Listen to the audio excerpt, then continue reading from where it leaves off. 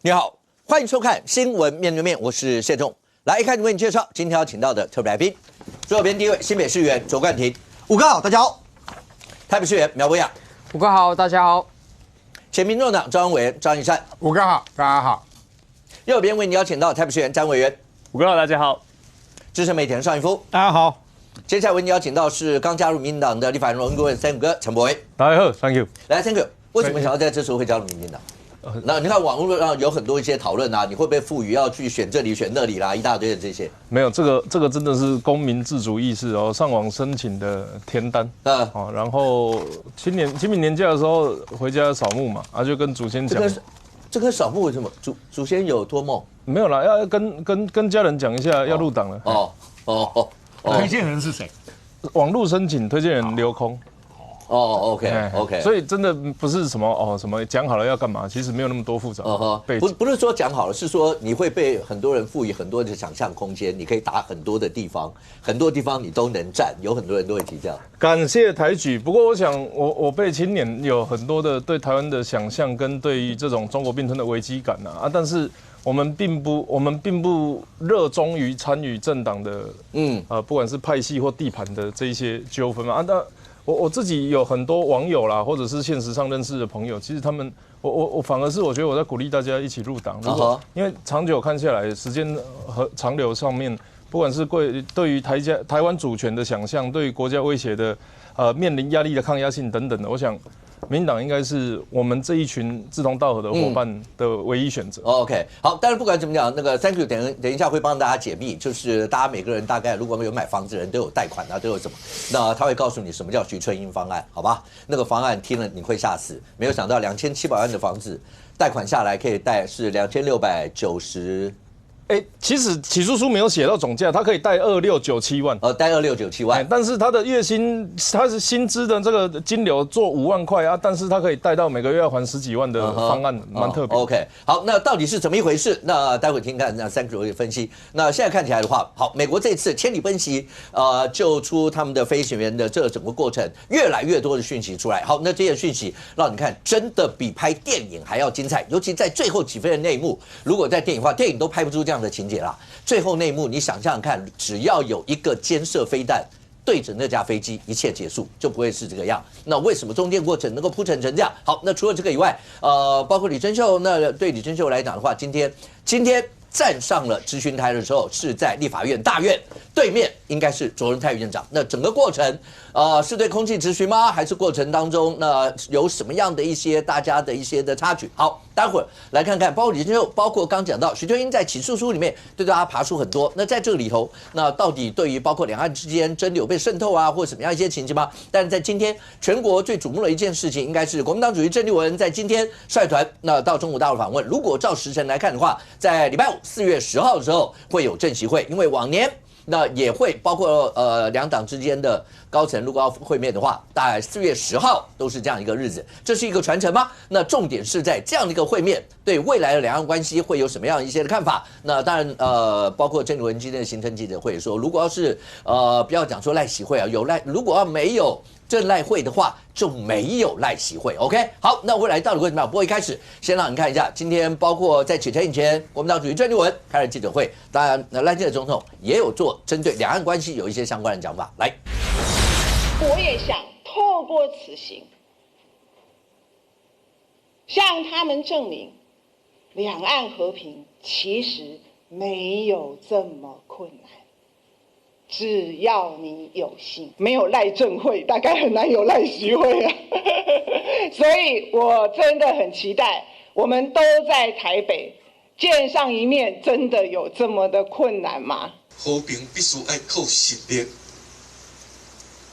和争取民主同款。和平无可能靠独裁者的手术，咱就会当得到和平。咱必须要有决心。和平只有是靠实力，靠有法度得到真正的和平。来，冠廷听到没有？和平没有这么困难，好不好？郑丽文去就有了，没有这么困难。然后包括讲说赖清德两岸之间，如果要是再有两岸的领导人能够公开会面或什么，绝对是大事中的大事，对全球都是。那郑丽文直接告诉你啦，如果要是没有他跟赖清德总统之间没有赖政会，没有赖习会啦，什么都不要讲。和平要透过国民党这一次成型才会有。郑丽文今天谈的话，已经把他自己的定位跟国民党定调，已经板上钉钉讲完了。接下来几天所有的细节，什么在中山陵前面啊，签什么民国啊，还是西元啊，什么都不重要。为什么？没有赖政会，就没有赖习会。谁敢这样子替习近平讲？只有一种人敢，就是习近平在台湾的代理人。他把前提讲好了啊。如果赖清德跟郑丽文见面完之后，赖清德就跟习近平见面，这是郑丽文讲的。中国国民党主席郑丽文在出发前往中国见习近平之前，给台湾人最重要的一个讯息就是，如果赖清德要见习近平，要先见我郑丽文。所以不要再说我们把国民党抹红了。国民党的党主席把前提讲好了，而敢讲这种话的，他就是习近平在台湾的代理人嘛。我用逻辑讲给大家听。今天有一天我要拜会这个阿苗。阿苗跟我讲说，请我先见他的办公室主任。他一定是他办公室主任他有授权给办公室主任嘛？我今天要见五哥，我可不可以跟你拜会一下？然后你说冠廷，你先跟我经纪人谈一下。现在有人跳出来直接跟国人讲说，赖清德你要见习近平要先见我，代表你就是中国共产党习近平在台湾的代理人嘛？这是他的定调。或者他的期待，那如果是没有经得习近平授权自己讲这话，那你就是250吧，你就是想把自己提升到这个样子的角色。好，这第一点。第二点，今天郑丽文我觉得非常的躲藏。事前他在所有跟台湾人民跟所有的国民党的党公职在讲，都说见习近平对国民党是加分，可他的行为完全不像加分。第一个，今天在国民党接受媒体采访，为什么只接受单一一间媒体提问？全台湾这么多媒体，就一间媒体提问，因为时间很赶对他的讲法嘛，对请问可不可以假装一下2-3间？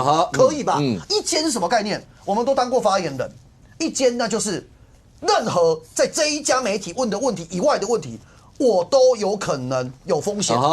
我跟你讲的是时间上面，我们常常会处理的方式是，各位媒体不好意思，因为时间关系，我们今天只开放3个提问，这都有遇过。一家媒体1个提问。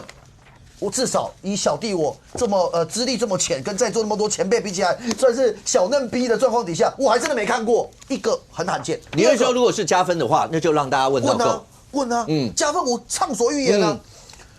最后一个我要讲，接连在松山机场，他都刻意走商务通道。我稍微讲给观众朋友了解一下，就是说，因为连我幕僚都不太清楚了哈。桃园机场跟跟松山机场。都有一个自费的商务通道，这是当年彭淮南他在国外他当央行的总裁的时候，他认为我们常常外宾来台湾没有一个 VIP 通道，所以如果以桃机为例，走一次商务的通道要2万多块台币，那它是完全区隔开一般的通道，它不是那种什么外交通道哦，不是什么礼遇通关哦，它就是付钱走的商务通道，然后最后会有一台高尔夫球车直接接你到登机口，这是桃机。松山机场我没坐过。但我上网查了一下资讯，应该差不多。简单讲，就是另外一个入口进去。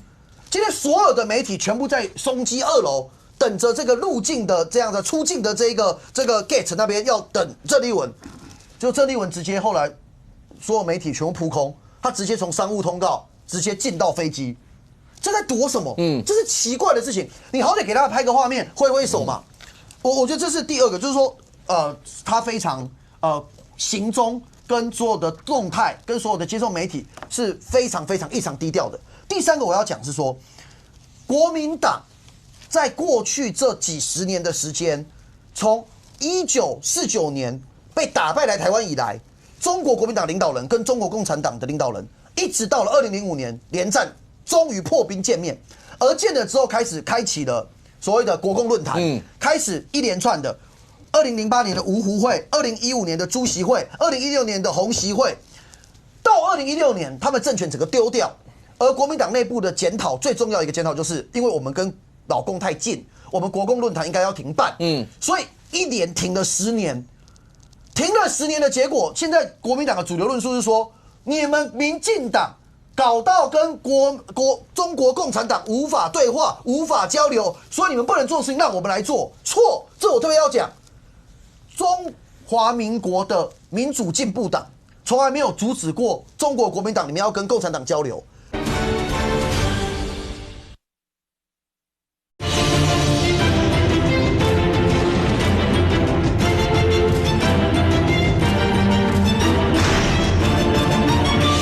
中华民国的民主进步党从来没有阻止过中国国民党你们要跟共产党交流。是你们自己政权8年马英九执政大败之后的检讨，认为跟老共太近，所以你们10年来，你们的党主席没有跟习近平见面。而经过了10年之后，2016，10年之后到2026，国共论坛重启，郑丽文重新要跟习近平见面。你要回应的是，那你2016年你的检讨报告，你2016年丢掉政权的理由还算不算数？那请问现在2016到现在变化是什么？你们当时认为你们太亲共，所以不应该再继续有国共论坛，不应该再跟老共的领导人见面。那10年之后，你现在觉得好，我要见面，你从什么地方看得出来？国民党到目前为止，所有的人对于这件事有意见的，全部都是透过私下放话，有立委出来放话了，有党政高层出来放话了，都是担忧。那好，这一趟13个人当中，有议员去啊。他们的那个文传会的人嘛，也有议员，我们新北市的议员，国民党，大家有欢天喜地，然后觉得这个是超级加分，然后把它当成是对自己选举的大利多吗？看起来也没有。所以我讲结论就是，国民党内只有郑丽文一个人开心，所有要选举的人其实是担心的。来威直接回应一下这一段，尤其刚才冠廷一开始就讲，当郑丽文主席讲说，如果没有赖政会的话，就没有赖启慧。那这一段如果照冠廷的解读是把自己变成是代理人自居吗？这是自己往身上抹红漆吗？那包括行程上面为什么媒体开放提问的问题，或是说那个行程有没有跟大家挥手啊，让媒体曝光这些如果是像郑主席讲大加分，是不是就应该讲说让你问到饱问到够，走的时候那不止右手挥左手挥，双手都要挥。单看这个字面上逻辑，的确他说没有赖政会就不会有赖习会。那这个按这个字面意思的话，冠廷刚刚逻辑我完全能理解。但其实郑丽文他真正核心是来，他后面还有一句话就是说，郑丽文跟赖清德总统都在台北，能见上一面那么难吗？他的意思是说，今天赖清德总统如果连跟今天主要在野党党主席会面都不愿意的话，更不要谈赖清德一直认为所谓境外敌对势力的这个习近平总书记等等。要有一个联系，要有一个沟通，可能是更难。如果连自己内部的在野党都搞不定的话，那当然我觉得好，郑丽文当然对外不断的说这场是个加分哦。那以目前而言，虽然有些那种私底下放话的或不具名的，那我觉得这个就姑且的尊重他们哈。但台面上具名的或者怎么样，其实以目前国民党来说，并没有人特别对于郑丽文这一次的出席感到非常的抗拒，非常的不妥。那当然，你说会不会这个真的是如郑丽文主席讲大加分呢？回到我自己个人而言，我当然觉得，老实讲，这一趟对郑丽文跟团队的所有人来说，我认为是吃力不讨好。你要怎样谈出一个结果是台湾的民众可以接受的？好，然后又这个不会失去的对等尊严，然后又不会失分的，我认为其实是非常困难。但你说这个，很多人说郑丽文过去要谈统一啊，国民党这个过去10年都不跟中国大陆谈判，都不跟中国大陆交流，这个时候突然又跟老共交流了，是不是更轻松呢？我觉得这个是一个现在国际现实的情况之下，国民党去进行这样一个敲门砖。但过来的内容里面，如果谈到是包含很多认为被吃豆腐了，甚至说你有统一的思想等等，回过头来，郑丽文难道不知道吗？他难道不知道？回过头来，我们今年年底的选举，或者是2028年总统大选，我们不好选。郑丽文当然也知道啊。如果今天他谈的结果不能造就国民党在选举上的一个得分或获利的话，老实讲，他这当主席，他可能也当不了太久。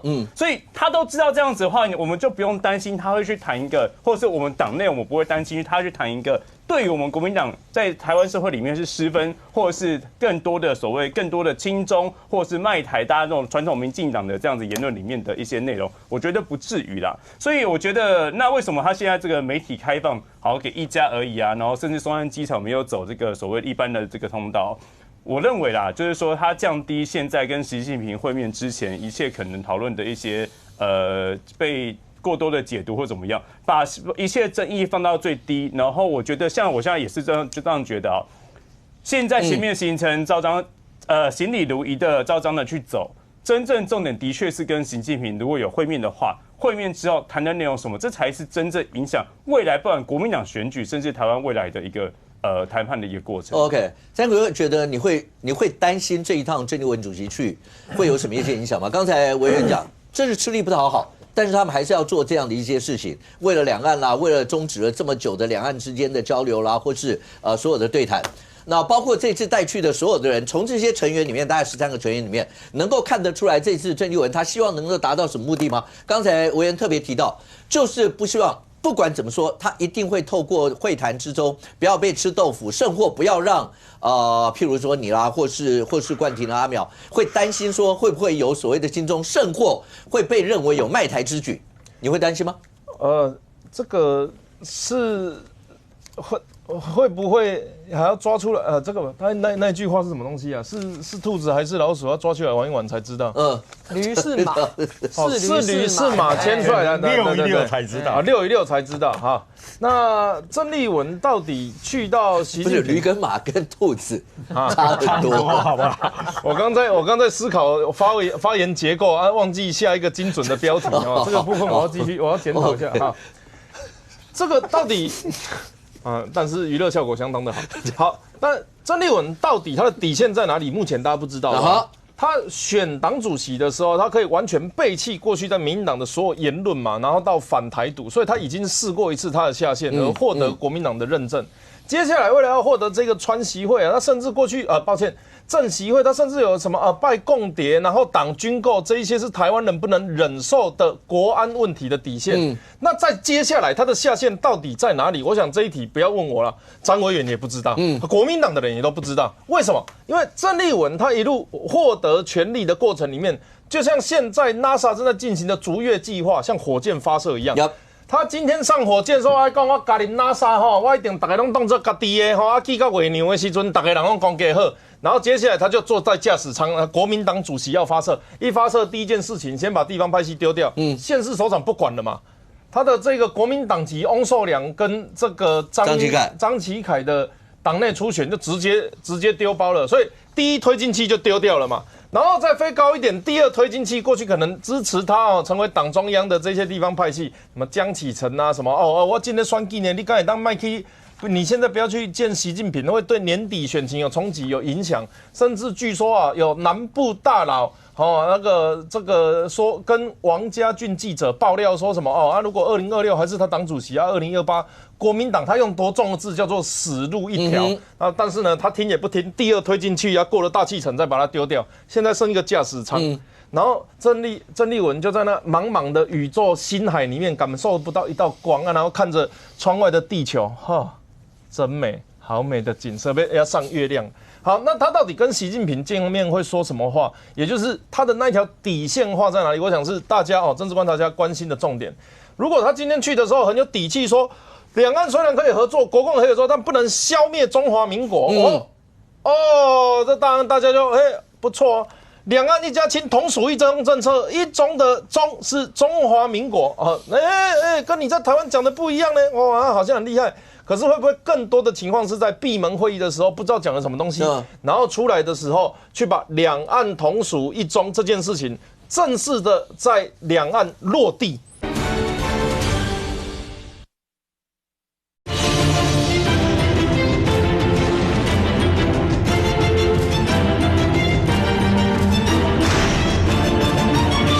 可是会不会更多的情况是在闭门会议的时候不知道讲了什么东西，然后出来的时候去把两岸同属一中这件事情正式的在两岸落地？那这件事情是过去没有的，也是我之前分析的。国民党的论述从一中各表9·2共识到一中同表洪秀柱，到现在的一中不表。那不表就是大家都接受，美国就你看郑丽文这一连串的发言都是美国都承认的一中政策。那当然我们在讲 acknowledge 是我知道了、知悉、了解，但是呢，他用美国都承认这一个诈术来诓骗，乃至于全世界都遵守的规则，他是用这样子的前提来讲两岸同属一中的9·2共识，那么它就进入了正式的一中不表的阶段。那么一中不表，那好啊，如果一中不表的情况下，国民党不表，那世界上就只剩下民进党在表，一中是中华民国了。因为那么这样子由郑丽文论述的一中不表，就是中华人民共和国。不要再荒骗什么国人说啊，你们要有自信啊，你们要自己讲自己是中华民国，一中难道不能是我们吗？我不管是不是我们，坦白讲，我也没有真的很想争取这件事情啊。毕竟我们这样子的国家要去统治这么多的人民这也不是我生存志向。我们能够照顾好身边的人，然后做一个独立自主的国家，我们就很开心了。所以当这个论述硬要绑进去的时候，我们不免又会开始提到什么和平协议又会提到什么两岸的这个一家亲。那不论你看这个世界最近发生的事情乌俄也曾经是一国这个以色列虽然跟伊朗没有，但他们都是中东的这个国家呢然后在更早之前的克什尔，在提到国民党的傅作义，他也认为他跟共产党是同一个国家，结果失去了99%的领土。所以和平协议就像我们现在清明时节中部的大肚山火烧山一样。我们大肚每年都会火烧山，我们每个人都很讨厌它火烧山，然后消防员也疲于奔命。可是我们一方面讨厌它就是每年都会烧。那为什么每年都会烧？就是有那个高拐的人，就一定会在那个时候跑去那个时候扫墓然后点火不收嘛。现在放火的人就是郑丽文。我们每年都跟你讲，我不要两岸一家亲，我不要9·2共识，我不要一天到晚跟中国绑在一起。我们也很讨厌，我们也不想要每年都有这个话题。等到我们讲的时候，你又说危机感、亡国感又在操弄什么蛙哥那的马英九卖台卖了吗？卖不成功是好险的卖成功了还能聊是不是啊？所以我们都很讨厌但是呢，又会有人偷偷的就又在把纸钱什么的又带到大肚山的私人这个非公家的地方，又偷偷烧偷偷烧了又不整理好又烧起来，就是这个9·2共识两岸的和平协议，就像大肚山火烧山一样，每年都讨厌每年都发生怎么避免就是不要玩火，不要玩火就不会火烧山。不要一天到晚靠着共产党的碰面、跟川习会的怜悯、跟皇上的赏赐才来想国内的选举，那这件事情就不会发生。可是这没有办法，举凡朱立伦到他派他的夏立言，到洪秀柱去中国打疫苗，到这个郑丽文即将启程，这一些东西你们不要听到将启程就回头，即将启程已经启程已经启程。他说急跟将启程跟将启程没有关系将启程给我业配费我来帮你说话好，那总之呢，国民党如果不要玩火，台湾人就不会火烧。来维，这是玩火吗？这整件事是玩火吗？刚才 Thank you 特别提到傅作义，好，这是卓荣泰院长特别讲说，傅作义是北平的模式，台湾人不会接受。那个北平模式，我们在节目里已经讲过800次了 ，OK？ 那他讲不会接受。国民党现在是在寻求一个北平模式、傅作义模式，像那样的一个所谓的和平吗？首先这个中华民国台湾是一个民主的政体执政党跟政府是民众人民选出来的那郑丽文主席说我们国民党主席没有错，这一次去对岸，然后去跟习近平谈判，不管是刚刚这个 Thank you 讲的，最后他如他口中的最终真的是一中不表，或者是真的谈的所谓和平空交协议。讲实在话，现在我们不是执政党。那郑丽文真的谈了这回来之后，请问一下，对台湾目前有任何的影响吗？搞不好在我们下一次的选票，可能丢了更多。国民党更不能执政。那当然，所以我还说这一次为什么不用去担心说郑丽文会谈，因为其实郑丽文这次也释放很多消息包含这个，其实某家报纸也有讲到说这个不增1分不减1分嘛。原因是什么？当时就是连战跟胡锦涛会面的时候，然后那时候跟陈水扁达成一个协议的。新闻的这个内部是这么说的，针对9·2共识一中各表或9·2共识反对台独等等，维持这样的基础。所以很多人，那我会认为这一次郑丽文大概也是维持这样的基础在这边。那很多人会说，那你没有新的东西，你去见习近平干嘛？谈不出什么东西，干嘛去见？很简单我认为这一次郑丽文的角色其实是就是在这个赖清德跟习近平之间建立起一个可能对话的桥梁。桥梁不是指彼此和平的对话，是透过郑丽文这个对话的载体，彼此传达各自的意思。因为现在过去，不管陆委会或海基会等等，只能透过隔空放话，甚至连放话都不放话了。那有这样的载体之后，才能把一些的这个传达的意识，透过这方式来进行一个隔空的对话。那我这样讲当然是过多的去这个解读哈，但我的意思是说，郑丽文这一次建立起来的联系管道，不是为了国民党建立起来的联系管道可以干嘛呢？好，当然你说能对等尊严、争取和平，对我们是加分没错。那如果做不到这件事情的话，那要建立起管道的话，当然我觉得目的其实为了建立中华民国跟老共之间建立起一个沟通管道，才是这一次我觉得去会面一个重大的意义啊。来，一善担心什么呢？国民党在野党再怎么样也没有办法翻云覆雨到把整个台湾都卖掉吗？那现在看起来的话，尤其在这次郑丽文要启程以前，有很多包括国民党推出了前面有一个躺平篇的广告，有和平篇的广告，就有很多一些相关的广告。这所有这些，但是中间有一段是这2天大家看到连胜文，因为大家讲说这叫沿袭当时连胡会啦一路这样下来，连胜文发了一个签字文。那以他当时自己，包括他在选战的过程啦，这些他所有的一些经验，说要告诉郑丽文不要在同温层里面要谨言慎行，不要被抹红或什么，是真的担心被抹红了吗？还是有很多的问题是不知不觉自己就会陷入别人那里头？对，我觉得郑丽文他能不能代表台湾？当然不行嘛，他只是国民党的党主席。他甚至能不能代表国民党都是一个问题嘛？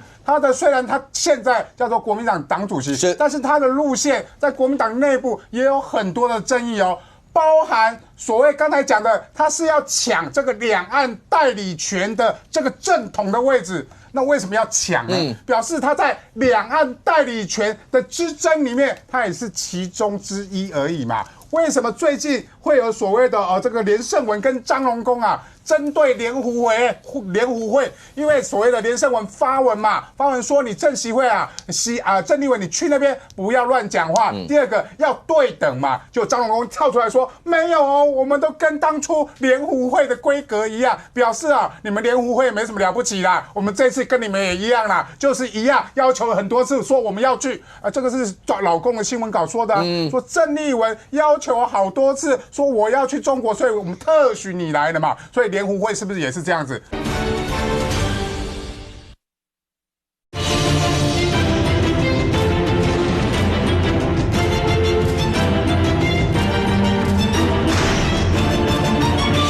郑丽文要求好多次说我要去中国，所以我们特许你来了嘛，所以连胡会是不是也是这样子？所以这是张荣恭所谓跟连胜文之间的争议嘛。那为什么会有这个争议？因为连家当然是两岸代理权的其中一个代表嘛。那我要讲和平这件事情，和平这件事情一样他泼了一个，最近我们都说他三平之旅甚至叫三平。和平、躺平、习近平嘛，这就是这一趟中国之旅的3个重点嘛。那和平才能躺平，还是躺平才能和平？当然，在网络上有很多的争议嘛。那他们做了一支广告，说我们在路上可以看到和平这2个字什么和平东路和平西路什么和平国小和平国中当然，台湾有很多的和平，但是台湾最多的是什么？不是和平你们都忘记了你们的总裁蒋介石的中正路比和平路还多都忘记了蒋介石中正路有没有比和平路还多？一定都有，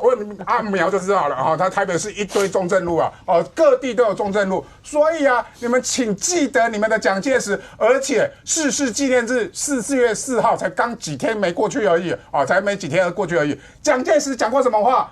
与共匪谈判和平，实等于与虎谋皮谁最了解？跟中共谈和平会被躺平这件事情，就是我们路名最多的中正路的蒋介石嘛。就国民党现在还要去谈和平，所以我要说，还好郑丽文他不代表国民党的全部，郑丽文甚至不代表国民党亲共的全部，他只是亲共中共代理人之争的一部分。所以今天他即使谈的结果都不代表台湾的民意，而台湾的民意是什么？和平要怎么保护？当然是军购嘛。为什么要等郑丽文？为什么不能军购案现在开始讨论？为什么要等郑丽文跟习近平谈完之后，我们才能够讨论军购案？难道这不是台湾人的悲哀？而台湾人关心的是郑习会吗？台湾人关心的是美国可以多卖多少的武器给台湾来保护自己嘛？就是国民党关心的是什么？国民党关心的也不是和平啦。关心的是他们彼此之间的中共代理人之争。喂，军购跟这个扯在一起去谈，对国民党来讲会不会伤？尤其刚刚特别强调，因为立法院昨天那个王一川昨天从上礼拜到昨天一直在讲，因为这个礼拜本来有朝野协商。就后来国民党就发一个文讲说，就延到下个礼拜，就等于说在郑丽文访问老共这段期间里面是不会有这一段。那刚才易善讲，这2件事不能一起走嘛，就是这边走这边的，那边去拜访他的，这样不会让大家把这2个弄在一起。可是，一旦弄在一起，光时程延一点点，因为大家都知道又有发价书，又有什么一大堆的这些东西，那这样对国民党来讲的话，会不会产生一些影响？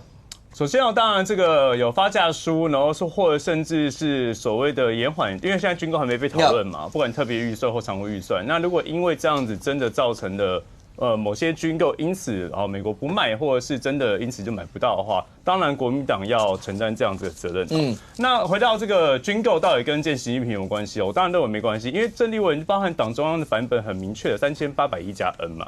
那很多人会说，那为什么现在立法院的部分为什么这个协商要把它延后啊？因为我一直在觉得现在其实虽然我们一讲党团自治但是因为党中央版本已经出来，但我们国民党立法院里面有很多立法委员认为军购其实应该到8000多亿会比较适合。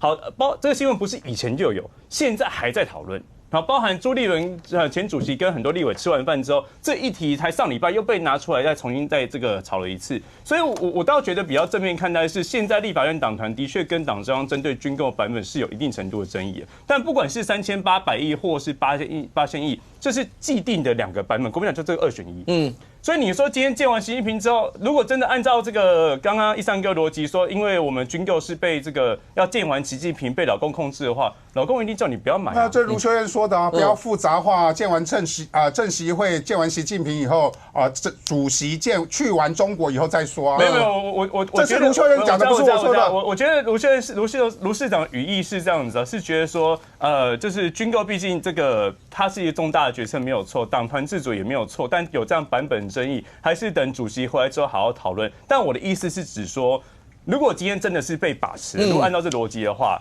那郑丽文包含我们国民党提的版本是，我们都不要军购，3800亿我也不要。所以而且3800亿加 N， 某种程度加 N， 大家大概心知肚明，后续的扩充等等加起来也是后面我们需要军购持续购买的部分嘛，所以我当然觉得军购跟这个政协会是不用绑在一起看的。阿苗会不会担心军购跟政协会之间会绑在一起，甚或会被阻挠到什么东西？刚才我也有特别提到，就是在野党不用担心会卖掉台湾或什么这些。这几天大概前几天吧 ，CNN 有一篇的报道。特别在讲说，其实包括政府啦各方面，总是要为了自我防卫来讲，一直在积极备战啦，所有这些。但是台湾的民众会分了2块，有一块呢就在想的是该怎么移民，该怎么样去想办法不要遭受这个过程上的一些的纷扰，有这一段的一些的报道。那这一段要凸显出是什么？包括郑丽文去大陆那个地方，会去把台湾变成是2个不同的一些。一个对立的像这样的2元的一个世界嘛，和平大家都要，只是大家对和平的定义或怎么来的和平定义上不太一样。你不得不佩服老共，老共最近不是这几天媒体上面，什么郑丽文其实他是彝族出身，去祭祖，他的父亲是远征军，就所有的故事全部都出来了。其实我觉得最近听一些国民党朋友在谈郑丽文、谈政协会、谈军购，我觉得有一点悲伤5阶段的感觉。就他们现在还在第1阶段还在否认，就说没有啦，这个政协会怎么会跟军购有关系？没有关系啦，我们没有要这样子啦，我们没有受到这影响。可是，在外界一看就知道啊，很清楚的事情啊。立法院程序军购好不容易在跑，已经要跑起来了。结果，因为你要去政协会，所以现在要停下来。你如果硬要否认这2者之间有关系，那你不是太侮辱人民的智商了吗？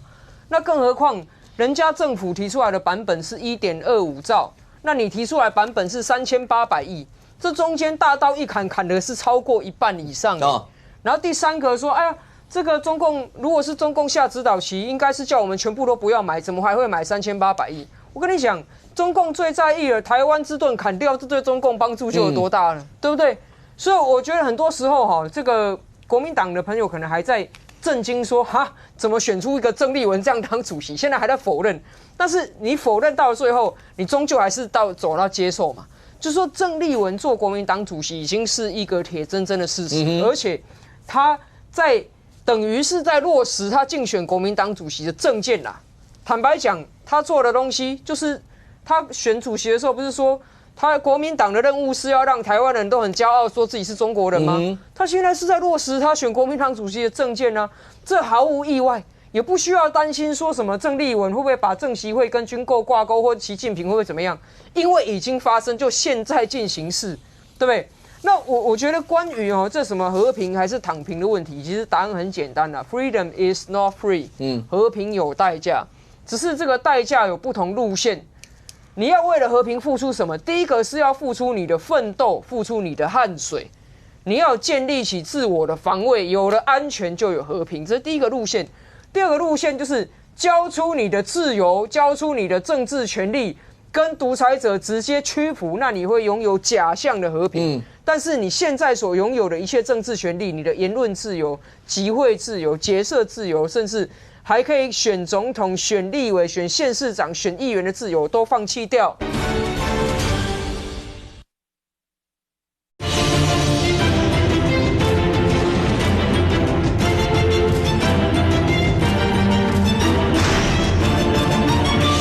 但是你现在所拥有的一切政治权利，你的言论自由、集会自由、结社自由，甚至还可以选总统、选立委、选县市长、选议员的自由都放弃掉。这就是香港嘛，这就是西藏嘛，这就是新疆嘛。和平它是有代价，只是有不同的路我们去选择。那我就觉得很奇怪啊，国民党现在推什么广告，什么和平才能躺平这些的。我觉得很奇怪，国民党人还记不记得他们最推崇的孙文的遗言是什么？大家还记得吧？和平、奋斗、救中国。孙文，你们说他的遗言，还叫我们小时候都背嘞，我们背得很熟哎。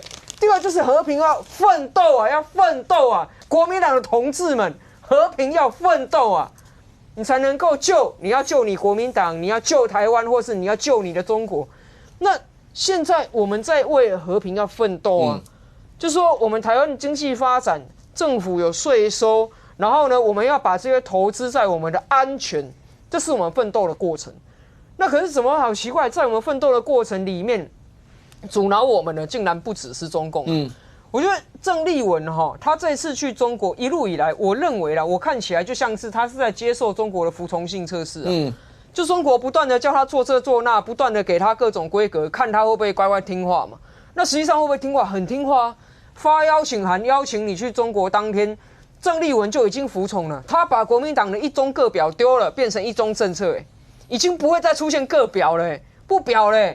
然后呢，你有些人这个在小地方，中共要给他做文章，哎呀，你不要搭华航啦，你要搭中国的国航啦，然后你这个下机这些所有我们落地之后全部交给我们安排这些。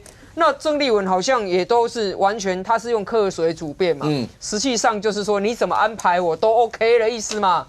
那接下来种种，刚才五哥提到的啦，说啊，他这个过去曾经去寻根啊，这些其实我们都知道，这种所谓的寻根之旅，找出自己跟中国的关联性，这个是某一种 SOP，就是你要跟中国慢慢的交心，表态是自己人的一个 SOP。因为毕竟郑丽文年轻的时候是台独少女、建国少女，她这个交心的历程里面，她还特地讲了，她是彝族啊，彝族是什么？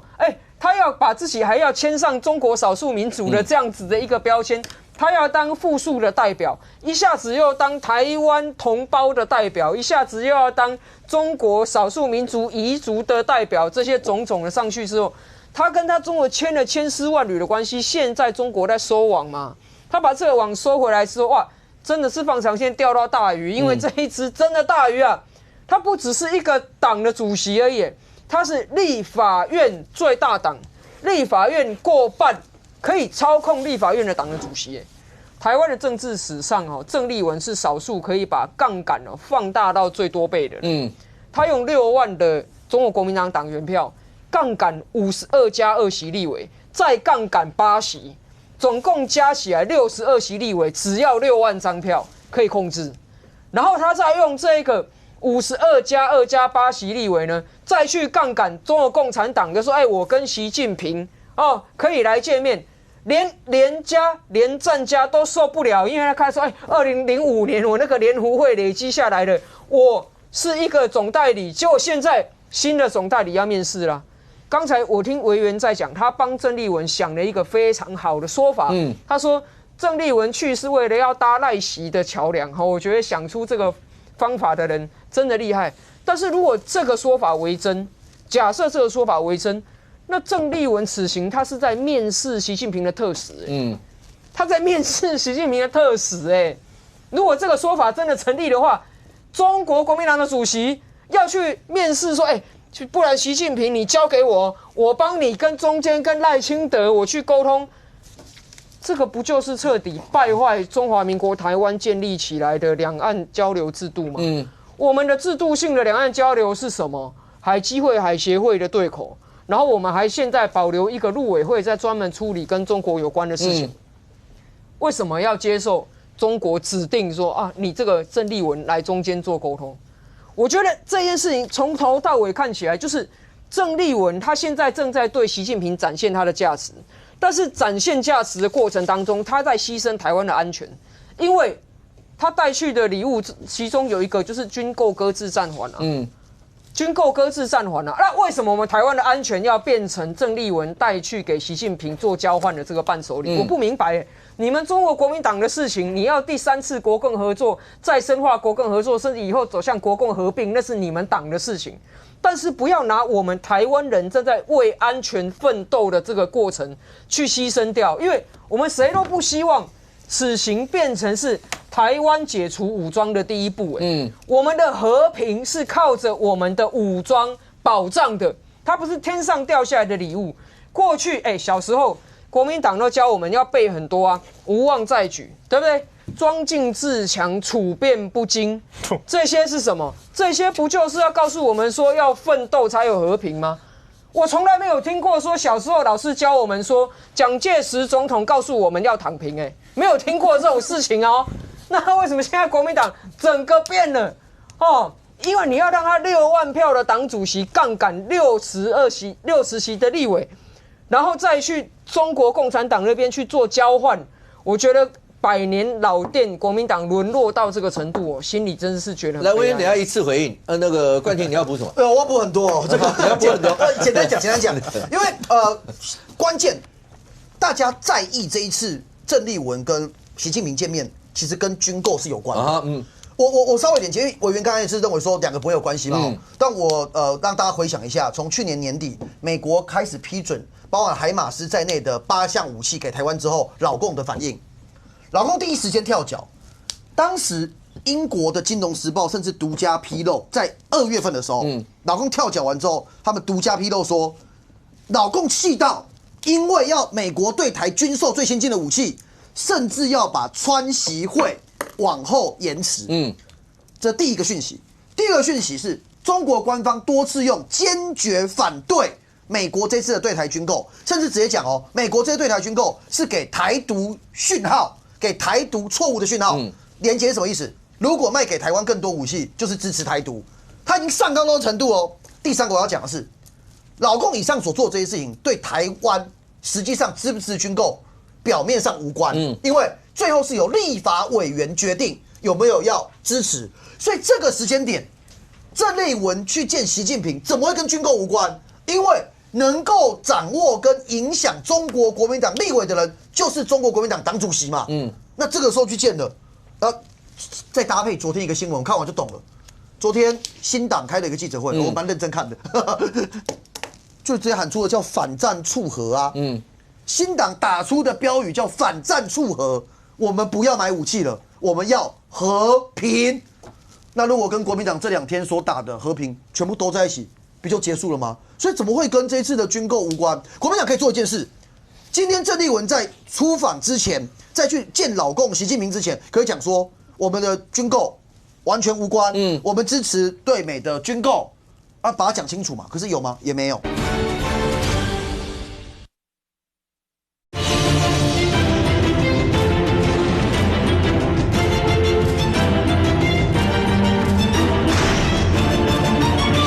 国民党可以做一件事，今天郑丽文在出访之前，在去见老共习近平之前，可以讲说我们的军购完全无关，我们支持对美的军购啊，把它讲清楚嘛。可是有吗？也没有。来，喂，有啊，国民党一直都有讲。我先讲哈，就是说这个如果真的是为了这个军购的话，那怎么不从另外的方式？老共的确他对于美国对台军购是不爽的，这个其实他公开对外都讲过。那郑丽文在老共不爽的情况之下，为了争取政协会的门票，但他却坚持要台3800亿加 N 的方案，我还是要买对美军购。而国民党立场一直很简单，就是说。今天美国他们是商购的部分，就是说或者国防部他们直接商购的部分，国民党是支持的。但是后续这个台湾在地的一些其他的配套部分，可能还是有些疑义哦，所以才是3800亿到8000亿这左右这样子哦。那另外回忆刚刚阿苗讲的，就是说这个所谓的桥梁的部分哦，当然现状是有沟通管道啊，陆委会，然后国台办、海基会，然后跟海协会等等是有管道没错，这管道的确也停滞好多年了吧。那停好多年，这也不怪民进党政府，就必须有不同的一个政治立场，但也因为这样的停滞，两岸之间的这个相关比较政治性啊，因为双城论坛也还是城市啊，比较政治性之间的接触谈判是比较少的，所以我才说这个某种程度它有点像是当年的这个宋楚瑜跟陈水扁之间的关系，然后一样，宋楚瑜当时去见了胡锦涛之后，当然他们。过去的内幕是认为说有带了一些话去，后来大家还是这个没有达成一致协议嘛。但我觉得他的这个第三轨或者是另外的外交途径，让民进党政府能维持自己对老共之间的政治立场，但同时又能去扩展中华民国跟老共之间的一个谈判的一个过程。我觉得是郑丽文这一次的角色，所以倒不是说他要是习近平认可或要赖清德认可，而是这一趟他。的意义就可以这个赋予，就是说让大家可以去进行这样子一个对谈的一个彼此一个资讯的一个传递哦。尚公来最后帮大家解一下，第一个，从刚才是阿苗还是善讲的，郑丽文以前在从政初期的时候是台独少女、建国少女，到现在日本媒体上次称她为统一女神，然后现在是经济学人讲说北京市国民党为统一的希望。这一次郑丽文去，好，我们说以大事小，事之以仁；以小事大，事之以智。那这一趟跟以前，尤其从2005年的联湖会，你自己观察了这么久，它到底最大一个差别性会在哪里？那个时候在过程当中还记得吗？从两岸之间在新加坡第一次会谈开始，那个要求最起码表面的平等会要求到连水杯的高度都要一样。到今天是在刚才来宾口中说，反正航空公司哪一家无所谓，好不好？那不管是岛共的飞机还是华航的飞机，那这中间有任何的差别性吗？这次带去的所有的人里面，有几个人会是我不知道，也许比较有一些。张荣恭在上一次联湖会那个时候，张荣恭在那里面有扮演一些角色，还有一个在这里面应该算是最应该注意的人，应该就是国民党中评会主席团主席苏起，只要讲到9·2共识，你一定要提到苏起。这次当然他是中评团主席嘛，他带的都是干部，带苏起也 OK。但是当带上苏起的时候，会在这一次把20年前应该再早9·2共识是30年前那个时候，把这两个9·2共识摆在一起吗？可是这跟刚来宾讲的，像3Q 一开始就说现在已经叫一中不表，这两个还是一样的东西吗？这些。尤其在今年年底要大选，那真的是个大利多吗？我觉得第一个9·2共识的东西，不管一中不表、一中表不表，反正到那边都只讲9·2共识，内涵都不会讲嘛，内涵不会讲嘛。当然，你又说一中不表，其实早就不表。郑丽文不是曾经在国内讲过9·2共识是什么吗？9·2共识不是一中各表，不是一国两制，是同属一中啊，就是早就不表了嘛。他对9·2共识的新解是这个嘛，哈。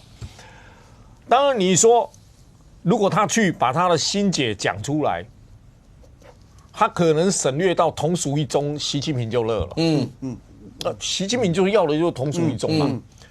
你不要忘记以前，每一个党主席就职的时候，习近平的贺电都是谋求、谋思，直到郑丽文的时候叫推进，推进。然后你去看2025年国务院公布的新时代的中国国家安全里面，他用的是什么？坚决推进国家统一。那郑丽文在习近平面对这么多任的党主席里面的贺词变化就已经不同了，就已经不同了。第二个，拿郑丽文跟马英九或跟连战比，我觉得是没得比啊。不要忘记，一个曾经当过行政院院长、副总统、国民党党主席的人，一个当过台北市长、国民党党主席、总统的人，你光那位阶摆在那边就差很多了。而且在之前的行前，大家都是闭嘴的，同步公布。那这一次是谁先公布？是媒体，中国的媒体加国台办先宣布，以后才是国民党宣布的。你光时间点的落差就好。你再看邀请的过程里面的新闻稿里面的说法，多次表达你要来，什么意思？是你一直说要来的。那个中国在肢体语言及用字上面，我们不是每次看不管十几拳怎么样，我们都在看肢体的互动，以及它的用字是用什么字，你就知道中国的用字多次表达，是你说要来的，是你说要来的哦，好吧，你就来吧。后面国台办又补什么？这是家事，家里的事，家事。如果各位如果回忆看看，有没有听过很熟的话，我讲给大家听了。台湾我们是家务事，不容外人说三道四，这谁讲过的话？习近平讲过。你说郑丽文去，差别在于第一个分量的问题。第二个，过去的老政治人物本身还有一些身段跟细腻的过程，不是像现在摆地摊的在那边敲了半年，我要见习近平啊，我要见习近平，我要去中国，我要去访问。你看过去从连战、吴伯雄下来，有人敲锣打鼓，还没去之前就敲锣打鼓的吗？没有过没有过没有在这种地摊式的在那边喊的。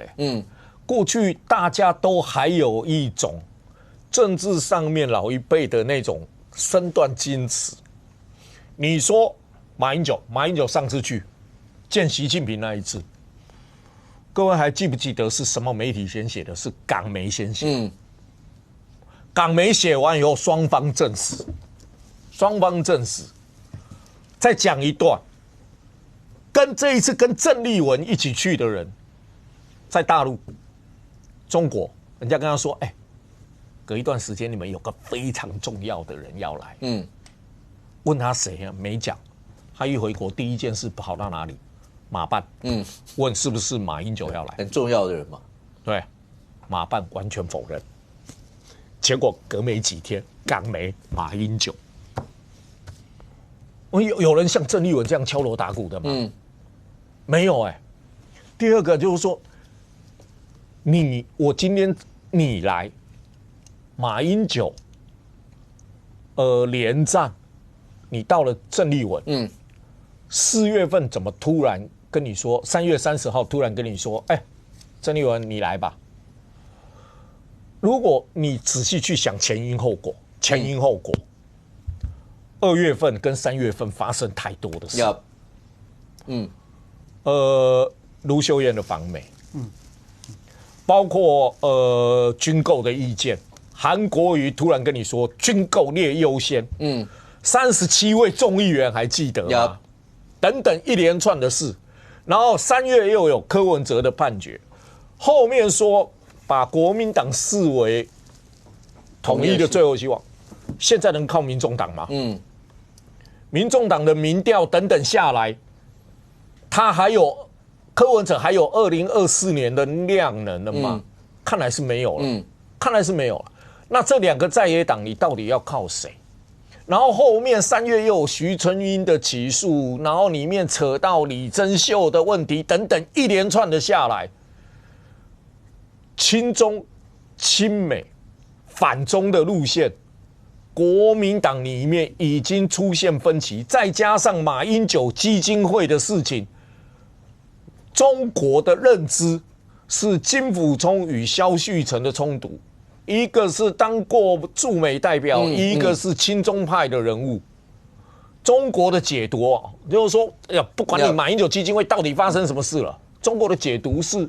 你就是亲美亲中路线了。如果照刚才上公这样分析，再往下走的话，因为刚刚讲到，既然讲到两岸关系，特别提到2月、3月发生了这么多事，包括柯文哲的案子宣判，包括李珍秀在立法院，然后包括空气质询的一连串，然后从国籍户籍一直到现在个人言行的一些争议。徐春英的那个起诉书出来以后，更不要讲。一开始让观众朋友看一下，因为今天在昨天节目里面，阿川就讲说，今天是中央太院大院嘛，立法院，那李珍秀要质询，对空气质询的画面再一次上档，让你看一下来。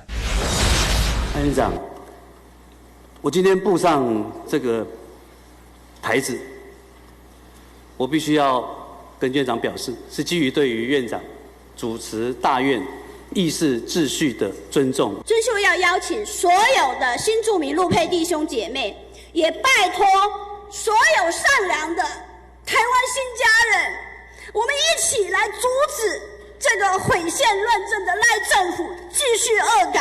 我也要感谢柯文哲创办的台湾民众党，以及黄国昌主席，确实的做到了多元包容，把所有真心爱台湾的新住民当自己人，坚定的信守承诺，让历史上第一个陆配立委走进国会。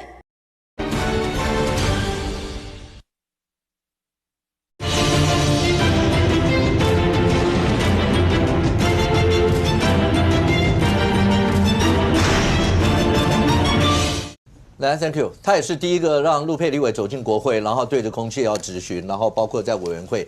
刚才有观众朋友看到的画面，卓荣泰院长从头到尾是对着韩国，因为两边质询台在这边嘛，那韩国院长是坐在上面嘛，所以卓荣泰院长，因为李珍秀一开始是要求卓荣泰院长跟陆委会主委跟内政部长，然后3个人一起上去，卓院长就说你们2个不用上，他就直接上去，上去以后从头到尾就对着韩院长说，我上来是因为真的，上公在节目已经讲过了，未来的发展应该就是这样，因为卓荣泰院长不可能不尊重立法院，因为行政到了立法嘛，然后不可能不尊重立法院，所以他从头到尾是对着韩国瑜院长，从头到尾没有看着对面李珍秀那个地方，然后李珍秀的质询他也完全都不会管这些，所以这一路走下来 ，Thank you， 他就会面临到这好，第一个这样的发展一路下去，李珍秀的这些的画面，前几天还在今天是礼拜2、礼拜4，民众党中评会对李珍秀这所有的事情到底发展会变成怎么样，已经有很多是民众党的人。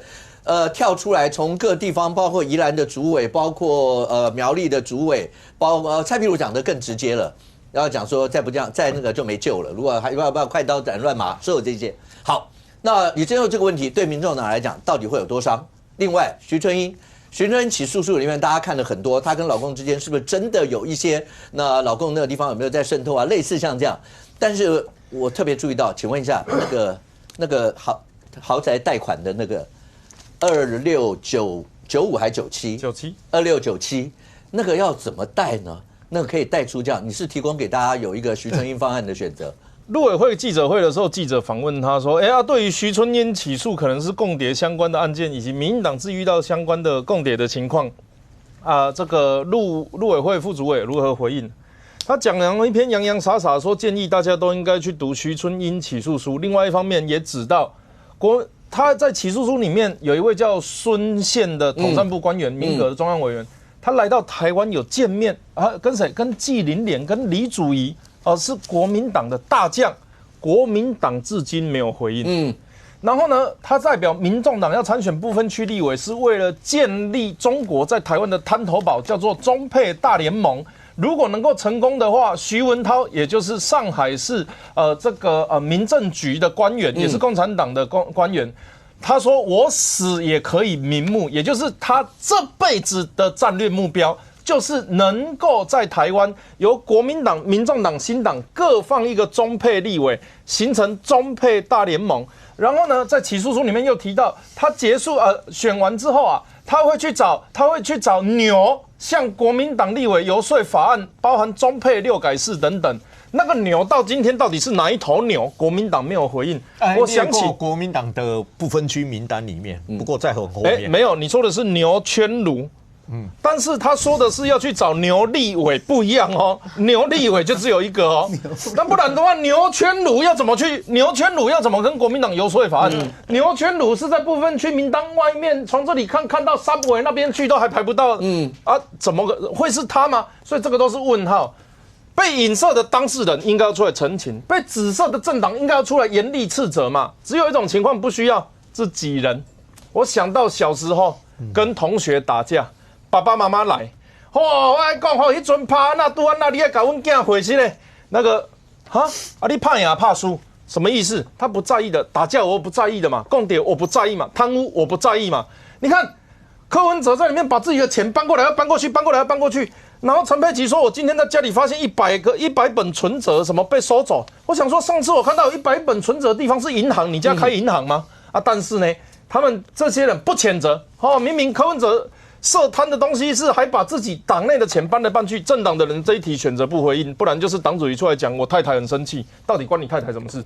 但是呢，国民党这边遇到共谍相关的东西，国民党不回应，那逻辑很简单，自己人我不能解释，如果不是自己人，那还有什么可以解释？在民进党抓到的共产党人士，我们叫共谍；在民众党抓到的共产党人士，我们让他放在这个立委不分区。那在国民党抓到的，先不要，我们两岸一家亲我们是共玩拜托一下，我们被共产党拿在手上里面玩的，我们叫共玩。习近平跟郑丽文碰面是因为两个人惺惺相惜、情不自禁吗？不是嘛？因为习近平正在被川普揍，郑丽文正在被党内的本土派系跟民进党揍嘛，所以两个做到鼻青脸肿的人在压力之下合作，我可以跟习近平可以跟那个川普讲说，我手上有台湾人民，对我好一点，不要一天到晚欺负我，拜托拜托。川普跟习近平互动，川普看到习近平像呼咻爹地，就一天到晚扒他的脸，那关税也在加，然后东西也在围堵然后武器又要卖台湾。习近平是压力方嘛？那郑丽文是不是压力方？当然是国民党本土派系根本没有人要理他然后民进党这边当然是每天追着他的中国身份所以他只好越走剑走偏锋嘛。所以他们两个是在压力下，两个人逼不得已见面。可是，在共产党的角度来讲，他是以郑丽文为唯一敲门砖吗？他是以民进党的共谍为这个胜台的唯一通道吗？不是嘛？从徐春英起诉书里面看到的事情是，我们每个党每个派系都有人嘛。我甚至无党籍的，我商界政界都有人嘛。那个孙宪民革中央委员来到台湾，那不是只有见国民党，不是只有见民众党这个李全华他还有见商界的然后这个是他来呢，还有我们去的呢。我们去的，你有可能在那边本来要讲土地开发然后讲一讲，晚上就有军服的来我这里举一个我自己的例子，我在早些年去中国的时候拍电影的那一段时间，然后党旗的空档有朋友找我去这个中国，因为他不熟，他想要投资中国找我陪同去，因为我在中国工作的经验。你知道他们在简报的是穿解放军军服在简报的他们的军职党职什么，他就拿一根跟主持人一样的在那边。我跟你讲，从这里马上放下来。主持人很紧张。他说从这里，你有没有看到？他说你有没有看到远方那座山？我们在西南部的一个城市。他说有没有看到远方那座山？从这一栋办公大楼到那座山，这块地都给你们用。贷款不用钱。在干嘛？在洗银行的钱。还记不记得去年2024年年底，8·9跟闽南党发布了一个统战纪录片。当时在中国的台湾人那个窗口。他说：“你如果我帮你办中国的身份证，然后这个身份证可以干嘛？诈贷银行的钱。他们的目的是这个当时为什么要讲办中国身份证？不是办了中国身份证有什么政府的福利，台湾人的身份不是办了那张身份证，你可以去诈贷银行吗？然后我们再看到我们看到加拿大，你知道加拿大的房贷有华裔或者海外华裔所谓海外华裔就是可以，你不知道他的收入哪里来，以诚信原则，他们可以用中国的文件来报薪资转。有海外华裔在加拿大做的房贷有多少钱，你知道吗？150亿加币。150亿加币，150亿加币。他们统计说，这个可能已经变成一个资金上的危机。加币1块，台湾那个时候大概我不知道现在多少20左右。这上网看我们外国20左右，上网看都有国外的这一些案例跟报道。说这恐成为这个贷款的风暴。那这些东西是什么？这个在我在2024年年底的时候我就有讲过，这个东西叫洗诈桶一条龙。他第一个，他本来洗诈桶一条龙，一开始是为了要洗钱。我中国我 A 钱 A 个40-50万叫小钱，在我们中国都不是个事儿。柯文哲那200万太少了，我们吃顿饭就贵就超过了。所以摊太小啊还不重要，但是一摊多了你也没地方花所以他们要先把钱洗到海外，其中香港、新加坡、台湾等地就是他们洗钱出去的一个目的地跟窗口，甚至到澳洲、美国。钱洗出来之后啊，不用白不用，于是呢，这些钱要落地生根干嘛？开始买房子，因为对中国的传统社会来讲，有土是有财，他们开始买房子。然后呢，后面的人跟着出来了之后，每个前面出来的中国前辈论出来的走线出来都有买房子，那我也要买房子。于是他们就跑去贷款。然后呢，第一代、第二代贷完之后呢，有的人贷完缴不出去，缴不完走了，再跑到下一个国家了。后面人看到说，原来贷款是不用还完的。那他们就开始跟着贷，那徐春英这个算是已经做罢优啊，就是人家吃肉他喝汤的那一种，他也没有带什么钱出来，然后人家也不愿意，中国人也不愿意互相扶持他，他只好另辟生路。首先他在中国，他这次犯的3条罪刚好就是洗诈桶。第一个，他透过洗钱赚取佣金接近30万；第二个，他用诈贷的方式，具体方案我待会会讲；第三个，他涉嫌这个渗透统战。好。洗诈桶一条龙在全世界各地成为西方文明国家防范中国渗透的一个重要指标。所以我刚刚提到的，包含美国、包含加拿大都有遇到一样的，包含澳洲。那具体徐春英他在这个个案他是怎么做的？他首先他每3个月存一笔钱到公司的账户，每3个月预存15万薪水，然后还要含劳健保，所以大概多一点点。然后呢，他再打一张契约，说这个公司每年要他叫顾问服务合约书，每年打36万，有点像法律顾问然后一年多少钱这样子。然后呢，但他没有实际上提供劳务或者是资讯的咨询，所以他每年会有一个5万块，5万块12个月是60万，然后再有一个36万的这个顾问费，加起来大概100。然后呢，我不确定，因为起诉书上面没有讲，有一些细节他没有讲，比如说自备款多少，或者是总价买的房子总价多少。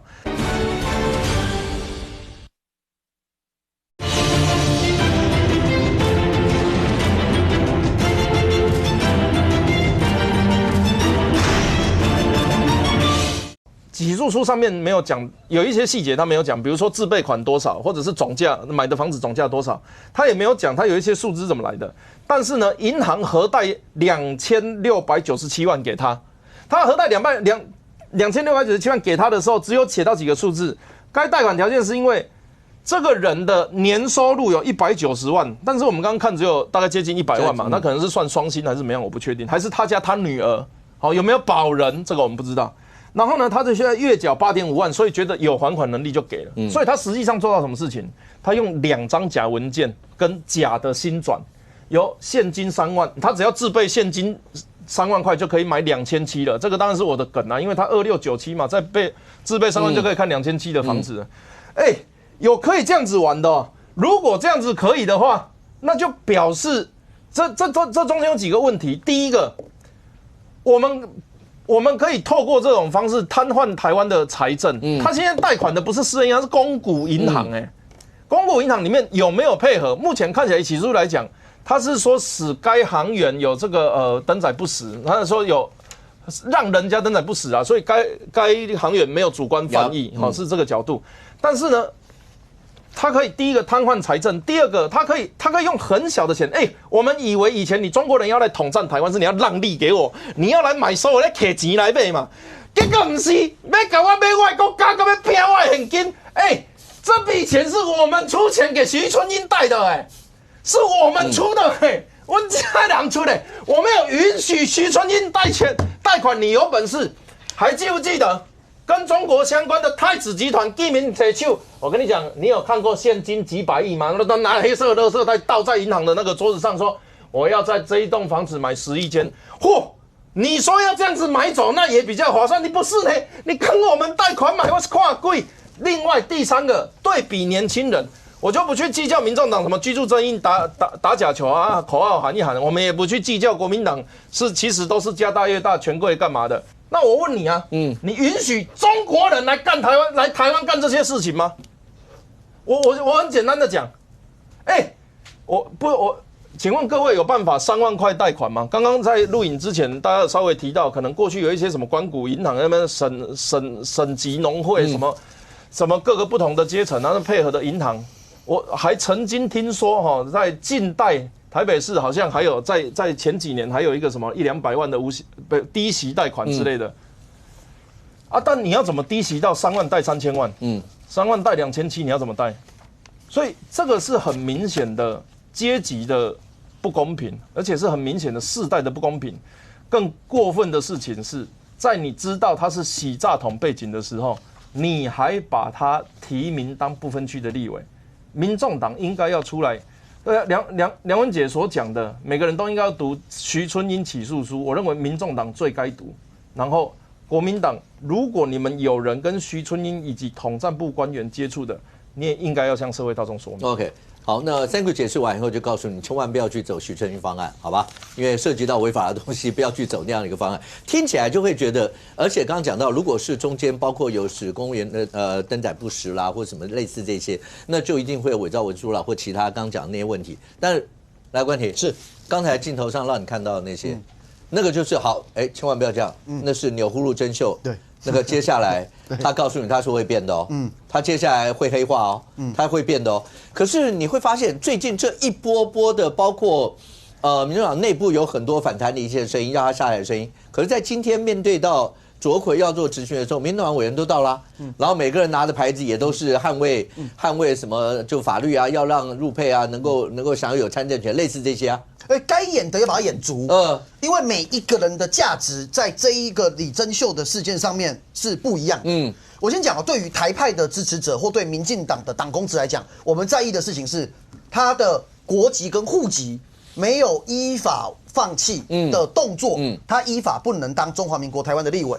所以从卓院长到各部会到我们民进党的立委立场是一致的，这是我们在乎的。那这个层次，民众党的立委们不在乎。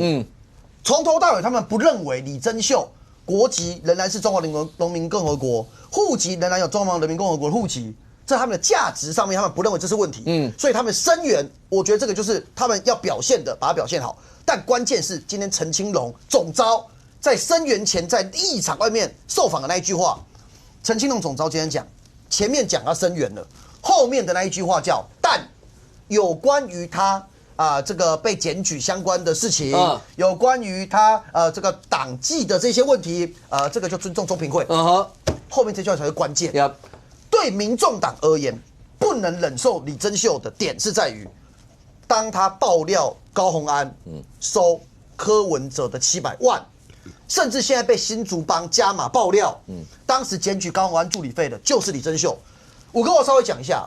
上个礼拜，因为我在国外对，你跟李珍秀熟吗？不熟，完全不认识。真的吗？为什么这件事情会讲出你的名字？完全不你不讲，我都还忘了这件事了。我稍微让我昨天阿川还有讲到这个。对，因为我这个有一点这个无妄之灾啦，就是高虹安的前核心幕僚王玉文叫水母，那他有一天就突然贴了一篇社群，就讲说我是李珍秀背后势力的背后势力。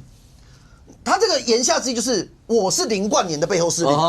那后来他也认为说，我当时揭露这个李珍秀有一些事情，包含说李珍秀我质疑他就是跟高虹安之间的关系，其实我都是只用质疑的，包含说他有没有跟柯文哲见面，我都多加一个问号，因为避免消息来源曝光嘛。因为如果我出庭，可能就会有这样问题。但没想到王玉文的那一篇社群是直接证实了。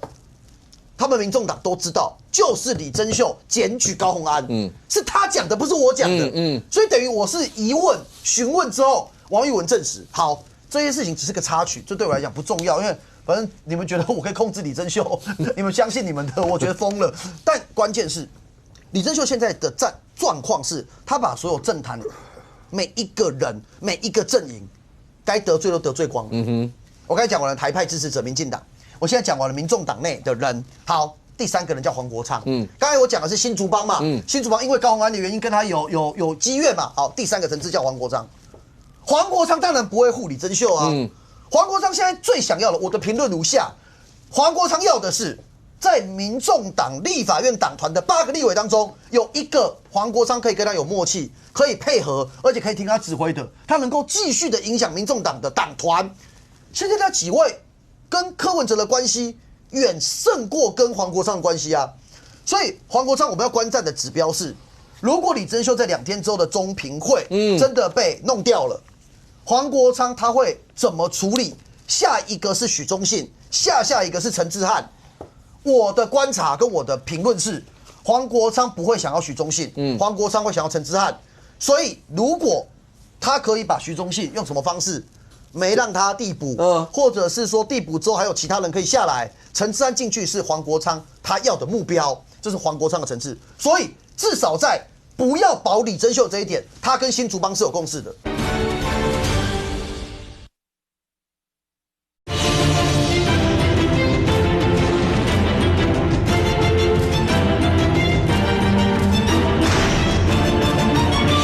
至少在不要保李珍秀这一点，他跟新竹帮是有共识的。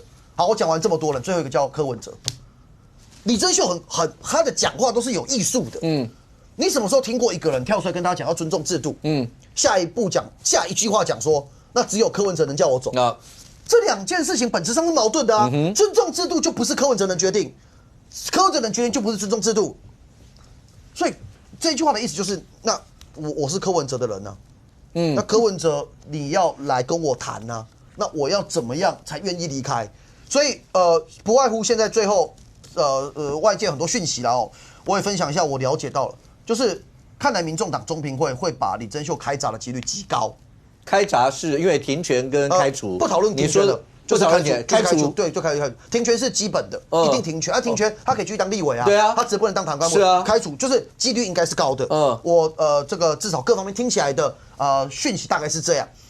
但现在对民众党而言，首选是李珍秀能够在中评会开闸前，他就自己离开。对，对。但我在这里还是因为5哥是大律师啊，我这里提醒我有些话就点到就好，就是民众党包含柯文哲主席，假如有跟李珍秀见面。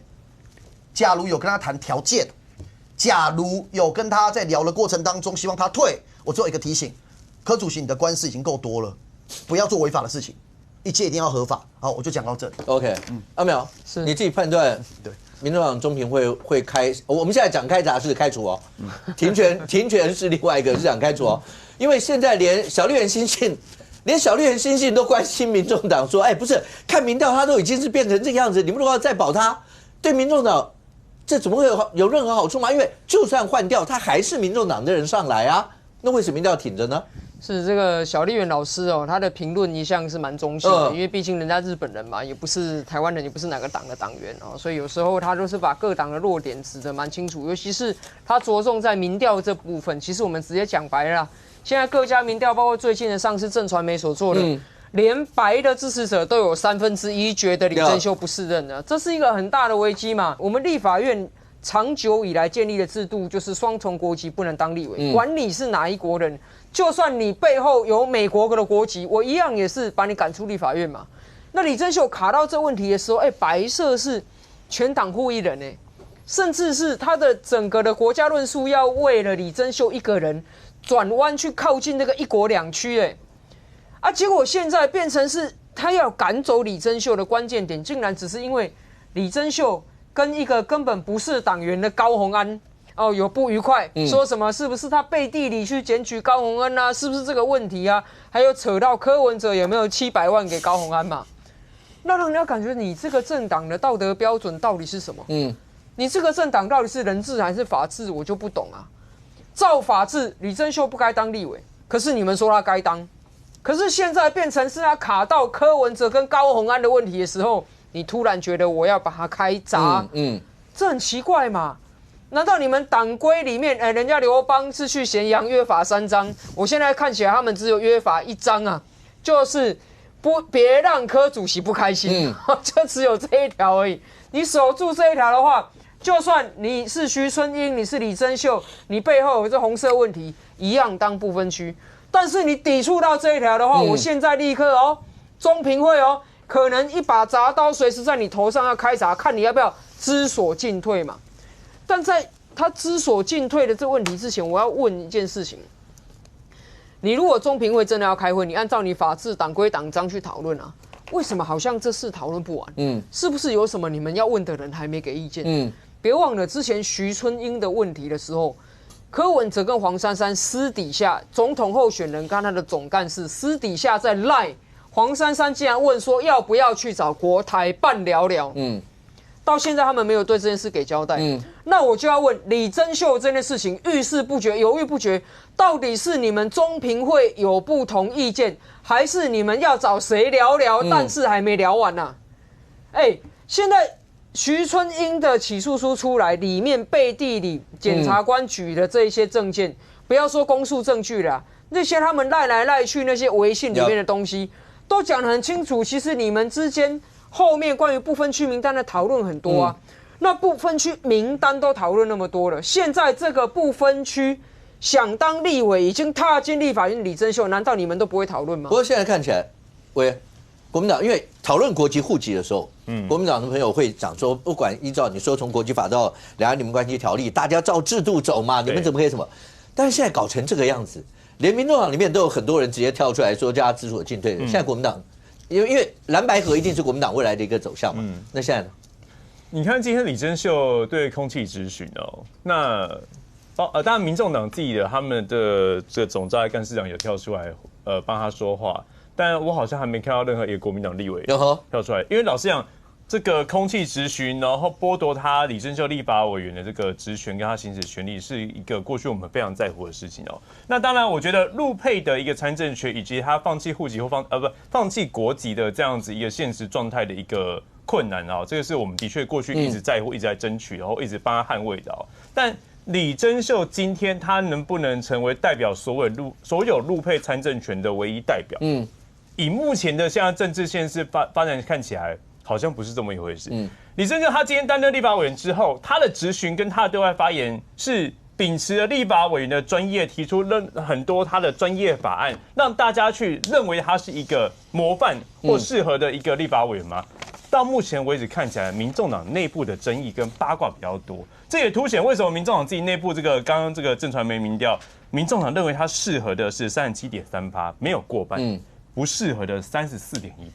连民众党自己的支持者以及他们党内的很多的公职人员或者是参选人等等，都希望他李珍秀放下这个执念。所以我觉得这个部分，我觉得还是要拆开来看那当然，这个民众党的家务事，但是我不认为李珍秀他可以代表目前所有陆配参政权，成为他一个唯一的一个代表的基础。OK， 来一下，很简单，告诉我一件事：以你对于民众党的了解，以你对柯文哲的了解。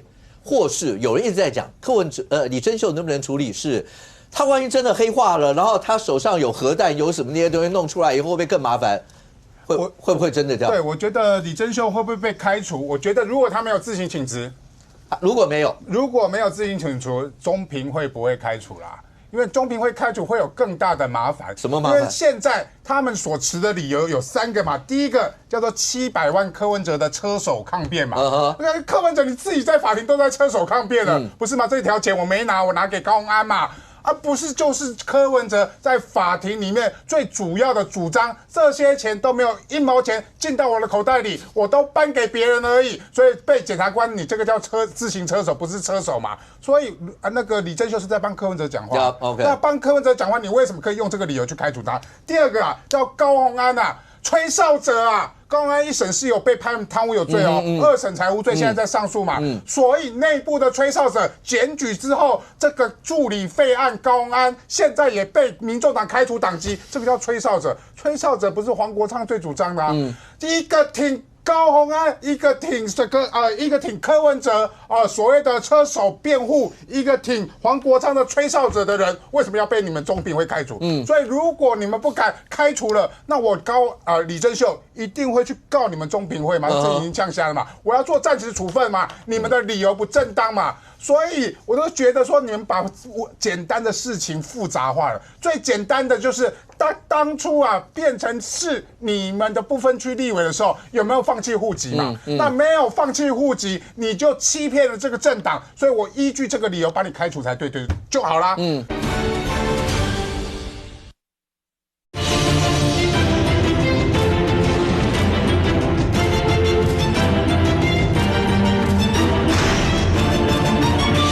就好啦。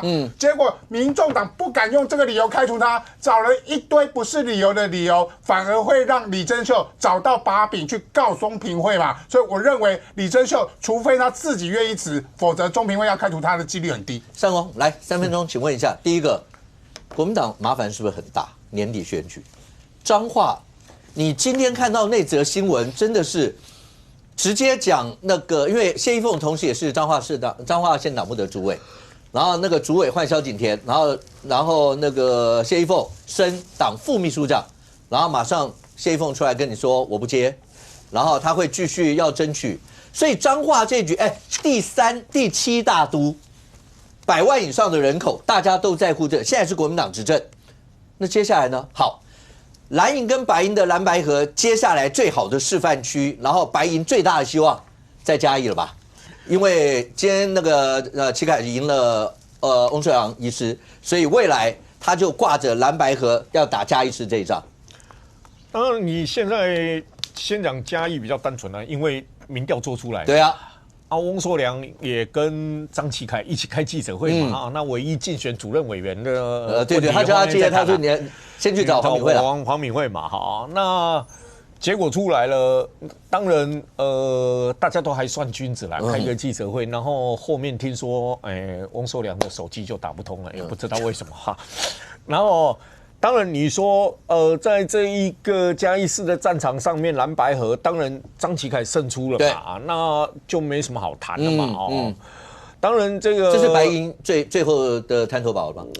我觉得应该是吧，因为现在还剩宜兰跟新北嘛，新北你注意看呢，新北国民党急吗？好像也没有很急啊。民众党急吗？民众党好像也不急，因为都不急。那你看到翁硕良的时候，看到那个张启凯，你看那个张启凯以前的那个宣传 ，OK， 洋洋洒洒，赵少康啊、蔡正元啊、徐巧芯啊、罗志强啊等等哦，一片国民党，不知道的人还以为张启凯是国民党的，结果他是民众党。那里面这样子，我们就说一句话：这些立委们敢不敢去新北市帮黄国昌站台？你们说跟张启凯同事嘛，大家都熟嘛，对吧？敢不敢去？跟黄国昌的同事嘛，对，敢不敢去？我保证不敢啊！因为这些人不敢欺负强者，只敢欺负弱者啦。不要忘记，李四川背后有谁？背后。当市长的蒋万安，背后还有一个坐在立法院，今天卓荣泰抬头看着的那一个深蓝领袖。你认为这些立委敢去新北吗？好，陪着黄国昌吗？这个一定是不可能。好，那彰化这一局对国民党来讲怎么解？彰化我觉得听实话吗？我觉得没解。为什么会搞得这么复杂啊？因为你注意看嘛，你等于是强把谢依凤拔掉，处罚会出来就决定跟你不办初选、不办民调啊。对啊，还有征召，就是要跟你搞征召啊。那征召会是洪荣章吗？会是柯成坊吗？应该都不会。如果不是嘛，因为之前党内都有做过民调嘛，柯成坊民调仅次于那一个谢依凤，但它是空的啊，然后洪荣章之前是县长支持，他民调很差啊，很差。还记不记得还传出来王惠美希望新北的刘荷兰到彰化去？喂，那原本这两个就柯成坊跟洪荣章都系出你县政府你怎么还会希望刘荷兰？那当然很清楚啊，他当过镇长，当过议员，当过立委，当过县长，他不会不了解选举吧 ？OK， 好吧，那你现在要一个魏平镇，魏平镇，然后你现在要用副秘书长安慰谢依凤，有没有搞错啊？谢依凤当过副秘书长嘞，他当过副秘书长你今天拿一个他当过的职务说，来副秘书长给你做，你不要选。不是，再上去就是秘书长跟主席嘞。对啊，你也不能给你那2个啊。那你只能给这个，他早就当过嘞。他曾经还是副秘书长兼彰化县党部主委那你说要什么？你拿这个跟谢玉凤不要啊？谢玉凤就是要争取到底啊。那好了，谢玉凤现在压着说，柯成法要选了，黄荣章要选了，我坚持要啊。你要不要给我办初选？然后李泽华，你一面的说法就是在特殊区域我们要慎选考量，提下去看看是不是慎选考量。你说谢玉凤服不服？柯成法服不服？黄荣章服不服？就你如果真的强行征召的话，就会面临到内部的。你不要说征召，你初选新竹县，有一个人就一直在失联中啊，胜选的那一个人始终找不到败选那一个人啊。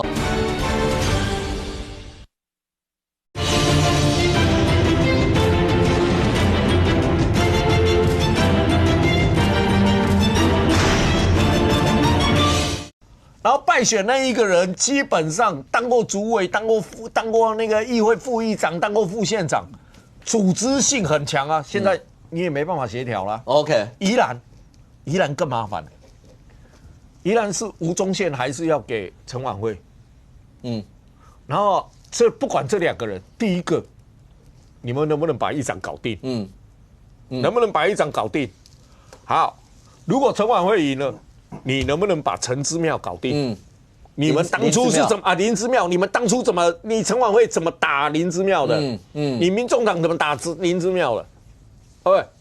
然后你现在吴宗宪的话，你怎么处理？但是你注意看，好像国民党那个今天负责的人能够定案的秘书长，这个礼拜全部都在那边呢。那边的事比较重要啊。OK， 国内的事不重要。那是还不到最急的时间点，还是没有办法处理？不知道。反正这个选战到了接下来，因为年底这是最重要的重头戏。那国民党这些提名人选到底该怎么办？但是前面节目一开始，一战是这所有的，你只要看到美军千里奔袭的这一块，到最后那一刻，说实话，如果只要任何一个伊朗只要到场的人有一个监视飞弹，是大概一切就GG了。没错。所以那场确实有人说电影都拍不出来，可是今天越来越多，包括美国中间用的障眼法，包括以色列有2个精锐部队投入，所以目的就是抢救连人大兵，就这个。没错，这个抢救F-15E 的飞官行动，这真的可以拍成电影了。我们现在才知道啊，要杀人比较容易啊。你看一开始开战的时候，一次杀死了70-80个那个伊朗的将领啊，要救一个人有多困难啊！这次所谓的美军救援 F-15E 的飞官行动那个川普总统提到，为了救援这个教官，美军出动了155架军机、4架轰炸机、64架战斗机、48架加油机、13架救援飞机。哇，一方面是可能川普也碰轰啦，但是真的出动这么多，一方面也必须要有障眼法。那障眼法你还是得出动啊。所谓的听说有7路的行动，那7路其中只有1路是真的，我就让你伊朗不知道我哪一路才是真正的救援行动。所以他为什么要出动这么多的军机也好，轰炸机也好，就是要掩人耳目，让伊朗不知道我哪一路的行动是真的。另外就是说，为了当中其中有1架的 F-15E 被击落，1架的 A-10受损啊。救援期间有2架的直升机也受损，你就看他们的伤亡有多惨重。其实没有亡啊，大部分都是这些军机的受损跟被击落大概飞行员都已经都逃生了啦，所以才会救援成功嘛。如果又有飞行员死掉，那根本就是比较说损失就会更大嘛。所以以色列派出他们精锐的特种部队翠鸟总参侦察大队来提供相关的情报跟支援，表示他们非常清楚这个所谓的 F-15E 的飞官躲在哪里，而且这 CIA 听说第一时间就已经锁定，因为他们的设备非常好，所以第一时间其实 CIA 已经锁定了飞官的大致上的位置，而策划了这个军事行动。策划了这个军事行动，他也怕说我的军事行动被阻击，所以刚才讲说嘛，7路行动其实只有1路是真的，有6路是虚的。另外外，我为了救援之后，我派了这个相关的有总共这一路的沿路上面有28个弹坑啊，表示我透过了轰击，把所谓的伊朗有可能进入到我要救援地点的这个区域的所有的地面部队跟所谓的军事设施，我全部把它摧毁掉。我让我的救援部队可以非常安全的进去救援我这个 F-15E 的相关的这些这个飞官，可以把它救出来。所以整部的几乎都可以拍成电影，而也可以看到美军对于士兵的这个高度的重视，愿意付出这么高代价的资源去救援一个士兵。相对于伊朗，相对于其他独裁国家，他们视人命为不值钱的，视他们的士兵为不值钱哦，常常动辄就是自杀型行动哦。这些东西代表一个民主国家对于军人的重视，跟独裁国家对于军人的重视的程度。OK， 那全世界都在等着看，在明天上台北时间明天上午8点以前，美伊是不是真的能够达成，不管是45天的协议，还是更长久一些的协议，那到底会怎么样？好，那对于国内来讲的话，郑丽文主席，国民党主席郑丽文，那现在已经在中国大陆那边进行访问。那如果照时程的话，明天可能会去中山陵、叶林，那会不会有所谓的民国写出来？然后那其他一些相关的一些的对话里面，那到底在政坛会有什么影响？我们大家拭目以待。非常谢谢现场所有来宾，也非常谢谢观众朋友收看，谢谢我们这边，我们明天见，拜拜。